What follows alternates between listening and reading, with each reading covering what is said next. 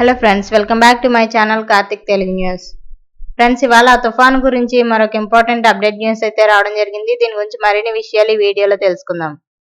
అత్యంత బలమైన కల్మేషు తుఫాన్ ఫిలిప్పీన్స్ ను అతలాకుతలం చేసింది. మధ్య ఫిలిప్పీన్స్ లోని సిబు ప్రాంతంలో కుండపోత వర్షాలు కురవడంతో ఆకస్మిక వరదలు సంభవించాయి. దీంతో వందలాది మంది వరదల్లో చిక్కుకొని పోయారు. ఈ వరదల కారణంగా మృతి చెందిన వారి సంఖ్య ప్రస్తుతం 114కి చేరింది. అధికారులు తెలిపిన వివరాల ప్రకారం సిబు ద్వీపంలోనే 71 మంది ప్రాణాలు కోల్పోగా మరో 127 మంది కనిపించకుండా పోయారన్నారు. 82 మందికి గాయాలయ్యాయి. సిబు ప్రావిన్స్ అధికారులు అదనంగా 28 మరణాలను ధృవీకరించారు. గురువారం ఉదయం కల్మేషు తుఫాన్ ఫిలిప్పీన్స్ ను దాటి వియత్నాం వైపు కదిలింది.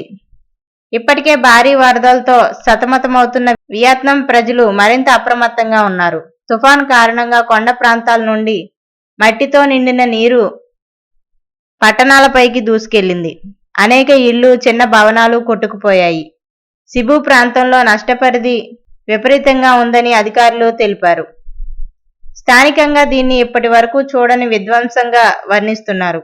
ప్రస్తుతం వరద ప్రభావిత ప్రాంతాల్లో సహాయక చర్యలు కొనసాగుతుండగా మృతుల సంఖ్య భారీగా పెరిగే అవకాశం ఉన్నట్లు స్థానికులు చెబుతున్నారు.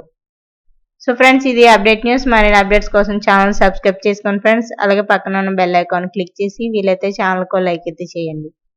Thank you friends. Thanks for watching this video.